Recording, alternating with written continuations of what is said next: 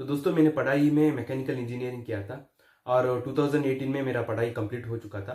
पर उसके बाद मैंने मैकेनिकल इंजीनियरिंग के रिलेटेड मैंने जॉब नहीं किया, क्योंकि मुझे पता था कि मैक्स टू मैक्स मुझे 22-25 के का सैलरी मिल सकता है एज ए फ्रेशर। तो इसीलिए मैं एंटरप्रेन्योरशिप के बारे में मैं सोच रहा था, अलग अलग बिजनेस के बारे में देख रहा था, स्पेशली ऑनलाइन बिजनेस। मैं सुबह से शाम तक यूट्यूब वीडियोस देख रहा था कि कौन सा बिजनेस करना है। और उसके बाद मुझे अमेजॉन एफबी के बारे में पता चला और मैं एक्चुअल मतलब एक रियल बिजनेस करना चाहता था, मतलब जो लॉन्ग टर्म के लिए मुझे इनकम जनरेट करे और मुझे पैसिवली मतलब मैं मुझे टाइम भी इन्वेस्ट नहीं करना चाहिए, उस तरह बिजनेस में सोच रहा था। तो उस वक्त मुझे अमेजॉन एफबीए सही लगा। और उस वक्त मतलब जो भी यूट्यूब वीडियोस में देख रहा था, उस वक्त यूएस मार्केट प्लेस के बारे में ज्यादा वीडियोस थे यूट्यूब में। और इंडिया में जो भी कर रहे थे वो एक्चुअल में वो नहीं कर रहे थे, पर बेसिक से ऊपर से बता रहे थे। और मुझे मतलब स्पेशली अमेजॉन एफबीए में प्राइवेट लेबलिंग करना चाहिए था, तो उसके रिलेटेड मैं सर्च कर रहा था। तो मैंने मतलब बहुत सारा वीडियोस देख रहा था, मैंने एक कोर्स भी लिया था यूएस मार्केट प्लेस का। पर उसमें भी मतलब क्योंकि वो यूएस मार्केट प्लेस के रिलेटेड था, तो मुझे इंडिया में करना चाहिए था। इंडिया के लॉस, जीएसटी इंपोर्ट करना हुआ हो तो वो सब कुछ मुझे खुद सीखना पड़ा। पर अब 2021 में ऑलरेडी मैं अपना अमेजॉन एफबीए का बिजनेस सक्सेसफुली रन कर रहा हूँ। मैंने 7 फिगर्स का रेवेन्यू भी क्रॉस कर दिया है और हर मंथ के लिए अच्छा रेवेन्यू भी क्रॉस कर रहा है। तो मैंने कहीं सारा मेरा पिछला वीडियोस में मेरा सेल्स का अपडेट मैंने दिया है, मैंने अपना जीएसटी का रिटर्न्स भी फाइल करके दिखाया है। तो मेरा इतना साल का नॉलेज और एक्सपीरियंस से मैं ये वीडियो बना रहा हूँ, ताकि आपको एक स्टेप बाय स्टेप नॉलेज मिल सके अमेजॉन एफबीए के बारे में, तो आपको एक्शन लेने के लिए आसान हो सके। क्योंकि कई सारा लोग बिगिनर्स है जिनको मतलब क्या क्या स्टेप्स लेना है वो सब कुछ उसके बारे में सही तरीके का नॉलेज नहीं है। तो इसी टॉपिक का वीडियो मैंने ऑलरेडी बना दिया है मेरा चैनल पर ये अपडेटेड वीडियो है, क्योंकि ऑफकोर्स हर इंडस्ट्री की तरह ई कॉमर्स इंडस्ट्री भी चेंज होता रहता है। तो इसीलिए ये अपडेटेड वीडियो मैं ला रहा हूँ। तो इस वीडियो आप कंप्लीटली देख लीजिए, क्योंकि कई सारा पॉइंटर्स है जो आपको बहुत ही हेल्पफुल रहेगा। तो बिना देर करके इस वीडियो को शुरू करते हैं। तो दोस्तों सबसे पहला स्टेप है क्रिएट ए बिजनेस फर्म और एंटिटी। तो दोस्तों जैसा मैंने पहले कहा, अमेजॉन एफबीए एक रियल बिजनेस है। इसमें आपको मतलब लॉन्ग टर्म आप सोच सकते हैं, किसी और बिजनेस की तरह नहीं है। क्योंकि कई बार क्या होता है, बिगिनर्स एंटरप्रेन्योर्स जो ऑनलाइन बिजनेस करना चाहते हैं हमेशा इजी वे चुनते हैं, जो बिजनेस के लिए मतलब जीएसटी लेने की जरूरत नहीं है, जिसके लिए कॉम्प्लायंसेस नहीं रहता है, आसानी से स्टार्ट कर सकते हैं, उस तरह बिजनेस की सोचते हैं। पर उस तरह बिजनेस में आपको लॉन्ग टर्म नहीं मिलता है। फॉर एग्जांपल मैं अगर अफिलिएट मार्केटिंग के बारे में कहूँ तो मैंने भी वैसा ही सोचा था अफिलिएट मार्केटिंग करने के लिए, पर वो एक्चुअल में एक रियल बिजनेस नहीं है। ऑफकोर्स अगर आप एक बड़ा इन्फ्लुएंसर है, आप कोई मूवी एक्टर है या मॉडल है, आपको कई सारा लोग फॉलो करते हैं, तो आप उस वक्त अफिलिएट मार्केटिंग कर सकते हैं।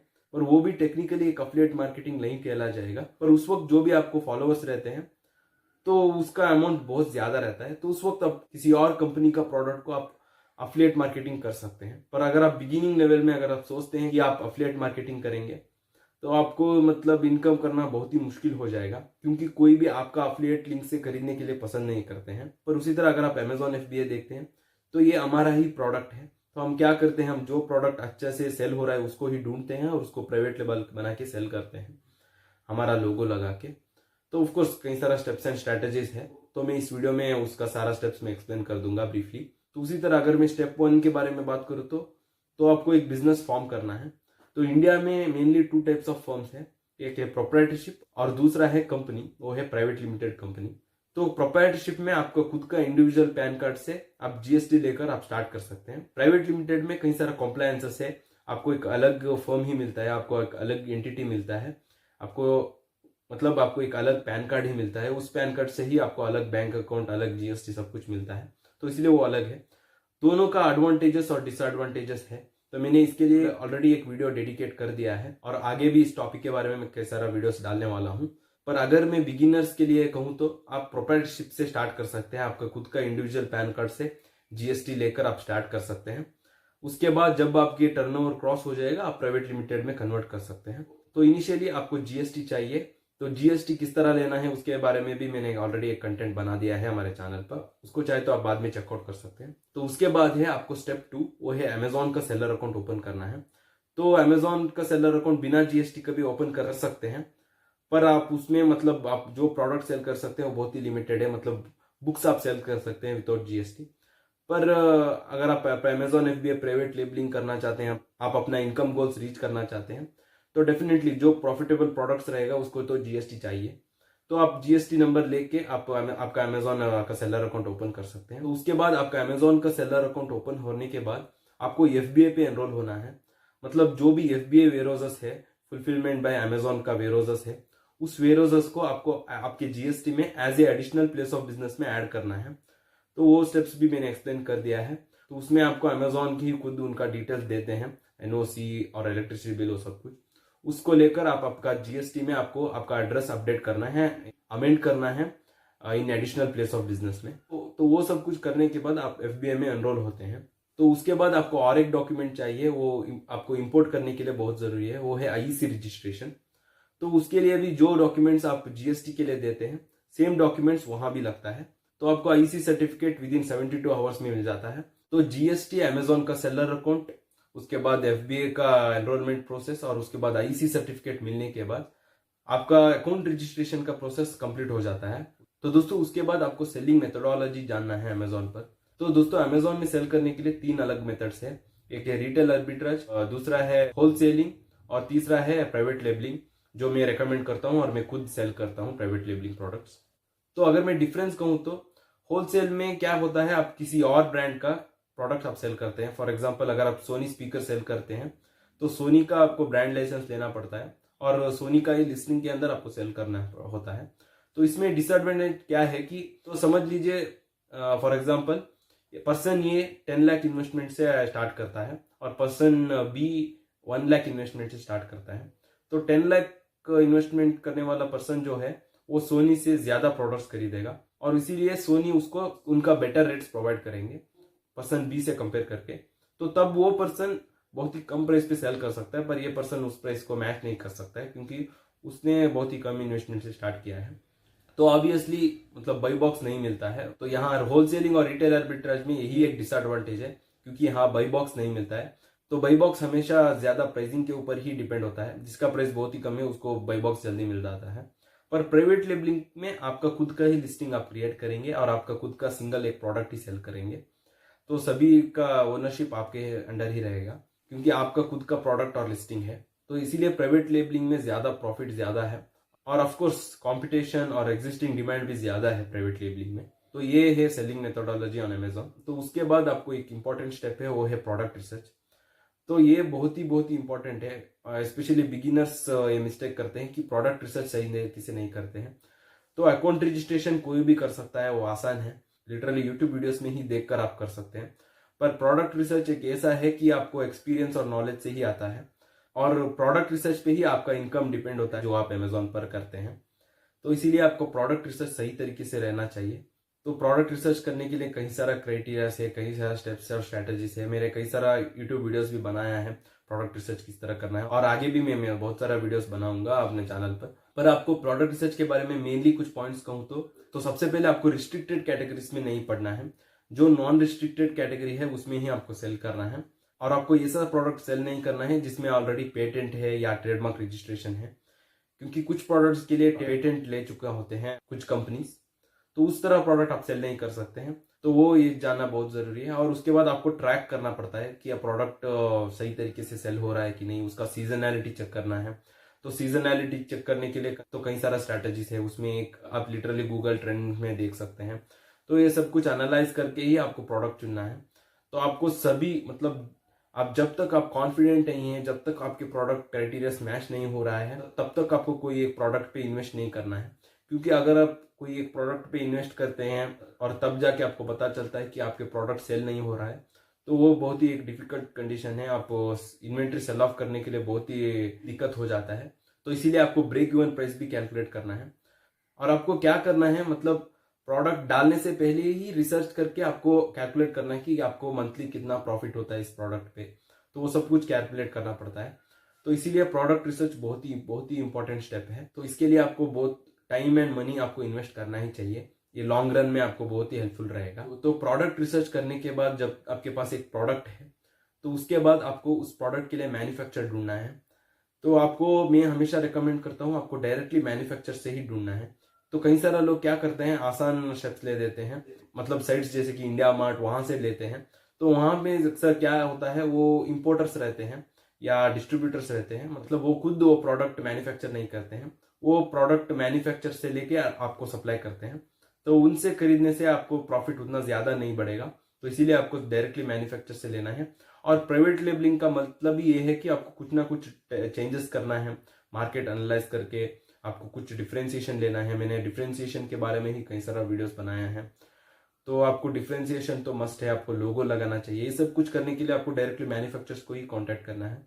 तो किस तरह कांटेक्ट करना है वो तो मैंने अलीबाबा वेबसाइट का एक और भी वीडियो बनाया है हमारे चैनल पर, तो उसको आप चेक कर सकते हैं। आपको अलग अलग मैन्युफैक्चरर से कांटेक्ट करना पड़ेगा, आपको इनवॉइस के कंपेयर करके नेगोशिएट करना पड़ेगा, क्योंकि नेगोशिएशन एक बहुत ही इंपॉर्टेंट पार्ट है।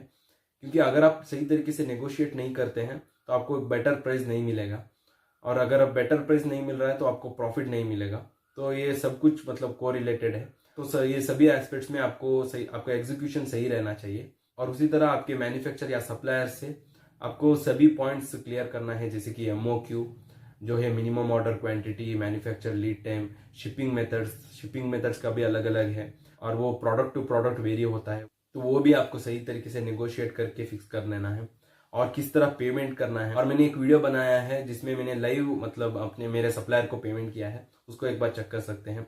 और पेमेंट का मेथड किस तरह रहना चाहिए, आपको किस तरह आपका पेमेंट सेफ तरीके से आप सेंड कर सकते हैं। आप चाहे तो एक सैंपल मंगवा सकते हैं, सैंपल मंगवा के चेक कर सकते हैं प्रोडक्ट का क्वालिटी। तो ये सभी सही तरीके से एग्जीक्यूट करने के बाद आप किसी एक मैन्युफैक्चरर्स को चुन सकते हैं आपका प्रोडक्ट मैन्युफैक्चर करने के लिए। और उसके बाद जब आपको एक इनवॉइस मिलेगा आपके सप्लायर से, तो उस इनवॉइस को लेकर आपको प्रॉफिटेबिलिटी कैलकुलेट करना है। तो बेस्ट मेथड आपको प्रॉफिट कैलकुलेट करने के लिए अमेजोन का ही खुद का एक वेबसाइट है, जिस वेबसाइट में आप आपका किसी एक कॉम्पिटिटर्स का ESN लगा के आप अपना प्रॉफिट कैलकुलेट कर सकते हैं। तो इस मेथड से आपको एक रफली आइडिया मिलेगा कि आपको प्रॉफिट कितना मिल रहा है। तो इसमें आपको सभी डिटेल्स जो वहां पूछ रहे हैं अमेजोन, और सभी डाल के आपको एक परसेंटेज और एक प्रॉफिट मिलता है। और ये भी एक इंपॉर्टेंट स्टेप है, आपको सही तरीके से आपका प्रॉफिट कैलकुलेट करना है आपको ऑर्डर करने से पहले आपके प्रोडक्ट। और उसके बाद आपको लिस्टिंग क्रिएट करना है। जब आपके प्रोडक्ट मैन्युफैक्चर हो रहा है, आपको यहाँ अमेजोन पर आपका प्रोडक्ट का लिस्टिंग क्रिएट करना है। और ये लिस्टिंग क्रिएट करना है भी एक बहुत ही इंपॉर्टेंट स्टेप है अमेजोन पर। इसको सही तरीके से प्लान करके, सही तरीके के रिसर्च करके, इसमें आपको सभी स्ट्रैटेजीज सही तरीके से एग्जीक्यूट करना पड़ता है। और मैं अगर लिस्टिंग की बात करूं तो सबसे पहले आपको UPC कोड चाहिए, जो है यूनिवर्सल प्रोडक्ट कोड आपका प्रोडक्ट लिस्ट करने के लिए। वरना आप GTN एग्जाम्पशन ले सकते हैं, पर GTN एग्जाम्पशन के लिए आपको ट्रेडमार्क रजिस्ट्रेशन का जरूरी है। तो इसीलिए आप स्टार्टिंग में UPC कोड से रजिस्ट्रेशन ले सकते हैं। मैं इनिशियली ट्रेडमार्क रजिस्ट्रेशन लेने का रेकमेंड नहीं करूंगा। जब तक आपके प्रोडक्ट फर्स्ट पेज पे आया है और अच्छा ऑर्गेनिक सेल आ रहा है और आपका रेवेन्यू ग्रो हो रहा है, तब जाके आप ट्रेडमार्क रजिस्ट्रेशन ले सकते हैं। तो उससे पहले आपके प्रोडक्ट लिस्ट करने के लिए आप UPC कोड से आप लिस्ट कर सकते हैं आपके प्रोडक्ट। और उसके बाद अगर मैं प्रोडक्ट लिस्टिंग की कहूँ तो आपको मेनली 3 इंपॉर्टेंट पार्ट्स है उसमें। एक है इमेजेस। तो इमेजेस आपको सही तरीके से रहना चाहिए, प्रोडक्ट टाइटल, डिस्क्रिप्शन और बुलेट पॉइंट्स, ये सब भी कीवर्ड रिच रहना चाहिए। उसके साथ आपको सभी प्रोडक्ट का डिटेल्स आपको रहना चाहिए उसमें, किसके लिए है प्रोडक्ट, क्या काम के लिए, उसका क्या यूज है, और उसका डिटेल्स जैसे कि डायमेंशन हुआ हो, साइज हुआ हो, कलर हुआ हो, जो भी उस प्रोडक्ट के रिलेटेड है वो भी आपको एक्सप्लेन करना पड़ता है। तो लिस्टिंग क्रिएशन का भी मैंने एक ब्रीफ वीडियो मैंने बनाया है हमारे चैनल पर। तो ये सभी वीडियोस मैं अपने डिस्क्रिप्शन में लिंक कर दूंगा, वरना आई बटन में लिंक कर दूंगा, उसको आप बाद में देख सकते हैं। तो उसके बाद आपका शिपिंग मेथड आपको चुनना है। तो शिपिंग मेथड, इंपोर्टिंग मेथड्स के बारे में अगर मैं कहूँ तो कई सारा डिफरेंट मेथड्स है, वो प्रोडक्ट टू प्रोडक्ट वेरी होता है। आप एयर शिपिंग यूज कर सकते हैं, वरना सी शिपिंग यूज कर सकते हैं। तो एयर शिपिंग अगर आपकी प्रोडक्ट बहुत ही लाइट है और कम यूनिट्स ऑर्डर कर रहे हैं, तो तब आप एयर शिपिंग यूज कर सकते हैं, वरना आप सी शिपिंग यूज कर सकते हैं। तो इनिशियली आपके प्रोडक्ट मतलब जल्दी लॉन्च करने के लिए आप एयर शिपिंग यूज कर सकते हैं, और उसके बाद आपको कस्टम्स और ड्यूटीज भी पे करना पड़ता है। वो रिस्पॉन्सिबिलिटी, स्पेशली इंपोर्टिंग मेथड्स, हमेशा बायर रिस्पॉन्सिबिलिटी और सेलर रिस्पॉन्सिबिलिटी से वेरी होता है। तो ये आपको आपके सप्लायर से नेगोशिएट करना पड़ता है। और इंपोर्ट करने के लिए आपको अलग अलग डॉक्यूमेंट्स भी लगता है, वो भी आपको सही तरीके से कलेक्ट करना पड़ता है। उसके बाद आपको शिपिंग प्लान क्रिएट करना है। तो शिपिंग प्लान आपको सही तरीके से क्रिएट करना है। तो मैं यूजुअली हमेशा ये रिकमेंड करता हूँ, डायरेक्टली सप्लायर से आपका अमेजॉन FBA वेयरहाउस तक आपको सेंड करना है, तो उसमें ही आपका प्रॉफिट ज्यादा बढ़ता है, आपको शिपिंग कॉस्ट भी बच जाता है। तो इसीलिए आपको शिपिंग प्लान सही तरीके से क्रिएट करना है। और शिपिंग प्लान में कई सारा लेबल्स है, जिसमें एक FNSQ लेबल है जो प्रोडक्ट के ऊपर लगाना है, और शिपिंग बॉक्स लेबल से जो तो होल कार्टून बॉक्स के ऊपर लगाना है। तो ये भी आपको मैन्युफैक्चरर्स को सेंड करेंगे सॉफ्ट कॉपीज, और वो लगा के देते हैं और आप सेंड कर सकते हैं। ऑफ कोर्स आपके प्रोडक्ट आप पहली बार अगर आप सेंड कर रहे हैं, अपने घर पे लास्ट के भी आप सेंड कर सकते हैं, पर उसमें आपको, जैसा मैंने पहले कहा, आपको थोड़ा शिपिंग कॉस्ट ज्यादा हो जाएगा। तो इसीलिए आप डायरेक्टली सेंड करना ही बेहतर रहेगा। और अगर आपको डायरेक्टली सेंड करना है तो आपको शिपिंग मेथड्स या इंपोर्टिंग मेथड सही तरीके से सेलेक्ट करना बहुत इंपॉर्टेंट है। तो सभी चीज होने के बाद, मतलब आपके प्रोडक्ट Amazon FBA वेयरहाउस पे जाने के बाद आपका लिस्टिंग जो रहता है Amazon पर, वो एक्टिव हो जाता है। पर जब आपकी लिस्टिंग एक्टिव हो जाता है, इसका मतलब ये नहीं कि आपको सेल्स आने शुरू होता है, क्योंकि आपके प्रोडक्ट नया है तो वो लास्ट पेज पे रहता है। तो आपको आपके प्रोडक्ट को फर्स्ट पेज पे लाना बहुत इंपॉर्टेंट है। तो उसके लिए भी कई सारा स्ट्रैटेजीज है। तो अगर मैं मेनली कहूँ तो आपको सबसे पहले 10 डेज तक आपको Amazon का ऑटोमेटिक कैंपेन रन करना पड़ता है, जो Amazon PPC है, पे पर क्लिक। तो उसके बाद आपको डाटा लेके आपको मैनुअल कैंपेन क्रिएट करना पड़ता है। तो बेसिकली आपको सेल्स वेलोसिटी मैच करना पड़ता है फर्स्ट पेज में। तो ये सारा स्टेप्स पे, और ऑटोमेटिक कैंपेन 10 दिन के बाद रन करने के बाद आपको रिपोर्ट्स मिलता है। तो उस रिपोर्ट्स में आपको नेगेटिव कीवर्ड्स रिमूव करना है और मैनुअल कैंपेन क्रिएट करना है। तो ये ऑटोमेटिक कैंपेन का हुआ। और अगर आपके प्रोडक्ट का सेल्स फर्स्ट पेज में ज्यादा है तो आपको गिव अवे यूज करना पड़ता है, उसमें आपको कूपन कोड्स क्रिएट करने की जरूरत है। तो ये सभी लॉन्च स्ट्रैटेजीज में हुआ। तो ये भी बहुत ही इंपॉर्टेंट स्ट्रैटेजी है, और ये बिगिनर्स छोड़ देते हैं। और मैंने कई सारा लोगों को देखा है, मतलब वो प्रोडक्ट डालते हैं, सही तरीके का प्रोडक्ट भी चुनते हैं, मैन्युफैक्चर चुनते हैं, पर उनको पता नहीं रहता है कि प्रोडक्ट फर्स्ट पेज पे किस तरह लाना है। और फिर जाके कंप्लेन करते हैं कि अमेजोन प्लेटफॉर्म सही नहीं है, ई-कॉमर्स अच्छा नहीं है। तो दोस्तों, आपको प्रोडक्ट को, जैसा मैंने पहले कहा, अमेजोन हमेशा सर्च इंजन प्लेटफॉर्म है, अमेजोन कोई स्टोर नहीं है। तो ये एक सबसे बड़ा अपॉर्चुनिटी है हमें। अगर अमेजोन एक स्टोर रहता तो वो खुद उनका ही स्टोर जो क्लाउडटेल इंडिया है उसको प्रमोट कर रहा होता, उनका पहला फर्स्ट पेज में, amazon.in का फर्स्ट पेज में। पर वो ऐसा नहीं करते हैं। उनका हमेशा एक सर्च इंजन प्लेटफॉर्म है। हमेशा कस्टमर अमेजोन पर जाते हैं और सर्च बार में उनका जो प्रोडक्ट चाहिए वो सर्च करते हैं। तो इसीलिए हर एक पर्सन को एक अपॉर्चुनिटी है उनका प्रोडक्ट सेल करने के लिए। तो उसी तरह आपको जब कस्टमर प्रोडक्ट को सर्च करते हैं सर्च बार पर, तो उस वक्त आपका प्रोडक्ट फर्स्ट पेज पे दिखना चाहिए। तो इसीलिए आपको लिस्टिंग सही तरीके से करना है और आपका प्रोडक्ट का लॉन्च सही तरीके से करना है। तो उसके बाद ही आपको ऑर्गेनिक सेल्स मिलेगा। और अमेजोन में हमेशा क्या होता है, 70 to 80% ऑर्गेनिक सेल्स ही रहता है, मतलब जो रैंडमली एक कस्टमर जाके प्रोडक्ट खरीदना, और 20 to 30% एडवर्टाइजमेंट सेल्स रहता है। और अमेजोन का एडवर्टाइजमेंट अगर आप किसी और एडवर्टाइजमेंट से कंपेयर करते हैं, जैसे कि फेसबुक हुआ हो, गूगल हुआ हो, अमेजोन का एडवर्टाइजमेंट बहुत ही प्रॉफिटेबल है, क्योंकि अमेजोन का वेबसाइट में जो पर्सन सर्फ कर रहा होता है वो ऑलरेडी माइंडसेट में है कुछ ना कुछ खरीदने के लिए। पर फेसबुक में या गूगल में हो, मतलब लोग मीम्स देखने के लिए जाते हैं फेसबुक में, तो उस तरह है वो प्लेटफॉर्म। तो इसीलिए उसमें एड स्पेंड बहुत ही ज्यादा होता है। तो इसीलिए मैं शॉपिफाई हुआ हो या ड्रॉप शिपिंग हुआ हो, कस्टम वेबसाइट्स में सेल करना हुआ, मैं रेकमेंड नहीं करता हूँ, स्पेशली इंडियन मार्केट प्लेस में। तो इसीलिए अमेजोन FBA में अभी तक एग्जिस्टिंग डिमांड रैपिडली ग्रो हो रहा है, क्योंकि उनका सर्च इंजन प्लेटफॉर्म है। और कंपटीशन की बात करो तो वो अभी भी बहुत ही कम है। इसका मतलब ये नहीं कि आपको कुछ भी प्रोडक्ट आप सेल करो आपको सेल मिलेगा।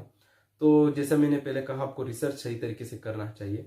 तो ये सारा प्रोसेस कंप्लीट करने के बाद ही आपको सही तरीके से का रिजल्ट मिलता है। तो ये रहा दोस्तों, ये सारा स्टेप्स मैंने ब्रीफली एक्सप्लेन कर दिया है। तो इसमें जो भी टॉपिक्स मैंने बताया है उसमें एक सिंगल टॉपिक के ऊपर ही मैंने वीडियो बनाया है हमारे चैनल पर, उसको आप चेक कर सकते हैं। उम्मीद करता हूँ ये वीडियो आपको हेल्पफुल हुआ होगा। और अगर आप एक बिगिनर है, आपको एक step by step proven method चाहिए जिससे कई सारे लोगों को ऑलरेडी अच्छा रिजल्ट्स मिला है, आप मेरा मेंटरशिप प्रोग्राम आप ज्वाइन हो सकते हैं। उसमें आपको ना सिर्फ प्रीमियम कोर्स, उसमें आपको मेंटरशिप भी मिलेगा। मतलब आपका क्वेरीज के लिए आप डायरेक्टली मुझसे कॉल शेड्यूल कर सकते हैं, आप चैट कर सकते हैं। तो अगर आप इंटरेस्टेड है, इस वीडियो के डिस्क्रिप्शन में आप चेकआउट कर सकते हैं। तो ये रहा दोस्तों, इसी तरह मेरे साथ जुड़े रहे, मैं आपके साथ और भी ई-कॉमर्स का नॉलेज और एक्सपीरियंस शेयर करता रहूंगा। तो धन्यवाद दोस्तों, फिर मिलेंगे।